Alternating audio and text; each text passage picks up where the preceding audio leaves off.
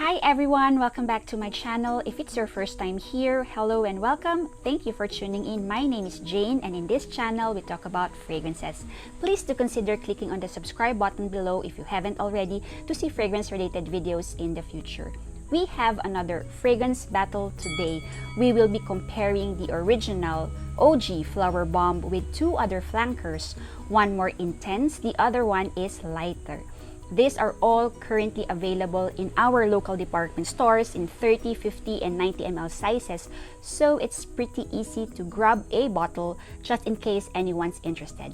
I believe these are also pretty accessible worldwide as this line is really popular. I have them all here in minis, so without further ado, let's get to these fragrances.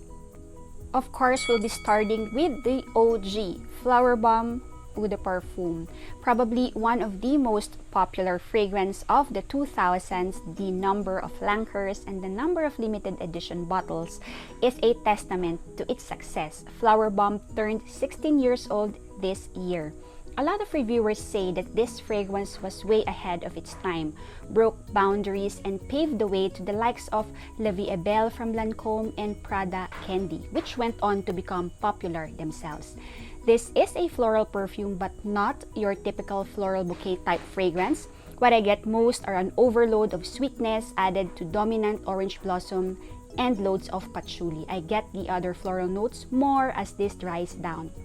This comes off very scritchy on initial spray but mellows down towards the dry down. I've mentioned this before that I personally find this too sweet for my liking and I find it cloying and challenging to wear as well.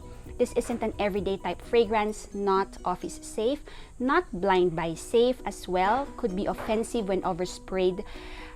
So I suggest you sample on paper and on skin and try it multiple times. To me, this is a special occasion fragrance, dressed up event kind of scent, nighttime, colder weather appropriate.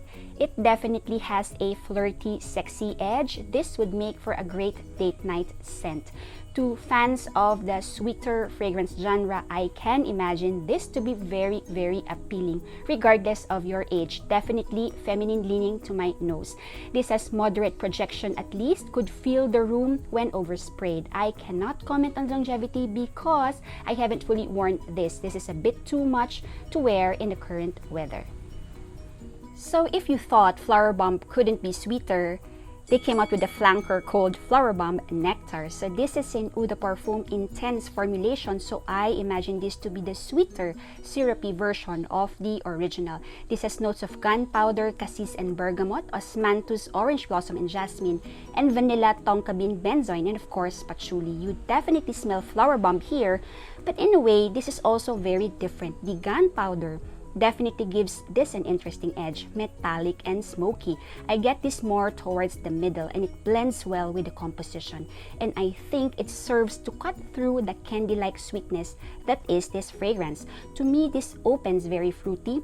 No fruity notes credited here, but even my daughter picks up some fruity, berry-like accord. Maybe it's the cassis. Also, I like how the vanilla was done here. It is much more refined. This definitely is a colder weather fragrance, but I think this can be a nighttime fragrance year-round here in the tropics.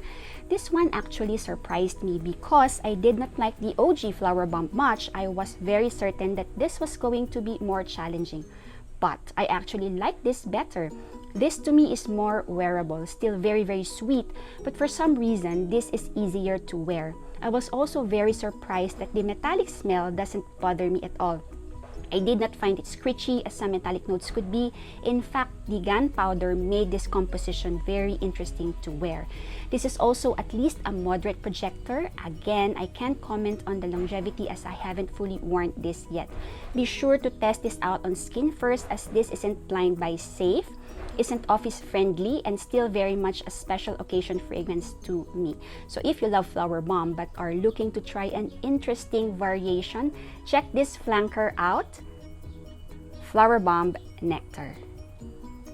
Going into the lighter end of the spectrum, this is Flowerbomb Dew.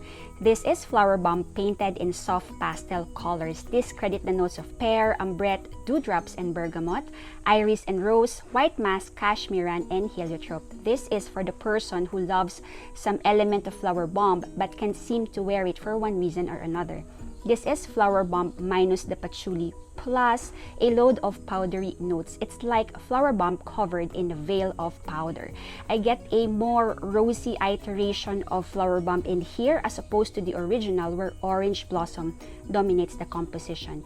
This is still on the sweet side, but incredibly so, the sweetness has also been painted in pastel or also veiled in powder. I wouldn't say it's toned down, more like fine-tuned. I hope you get what I'm saying. So on air, this smells even better. The sillage is very appealing, even ethereal. I don't like powdery perfumes much, but this doesn't come off too talcum-like, so I really like it. I worn this during the day and didn't find it too much for daytime wear, but I stayed mostly indoors where it is cooler. I had to respray sometime after 4 to 5 hours because it was skin scent by then. This comes in EDP concentration, projects moderately, and creates a pretty decent scent bubble around you. This is more office friendly in my opinion, a bit more casual but still not a safe blind buy. I do recommend you test on skin before committing to a bottle. This is very wearable compared to the original and the Nectar version, but you still have to like sweeter fragrances to want to wear this. This gets sweeter as this dries down and becomes less powdery. I just have to caution you on that. So if you're looking for a more wearable flanker of Flowerbomb, check this one out, Flowerbomb Dew. Now, if I were to rank this from best to least, I would say Flowerbomb Dew is my number 1, followed by Flowerbomb Nectar, and then the original.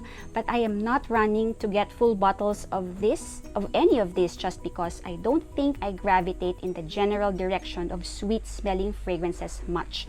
None of these are fresh enough to be worn on a daily basis in humid weather, so I think I would not care to grab them easily.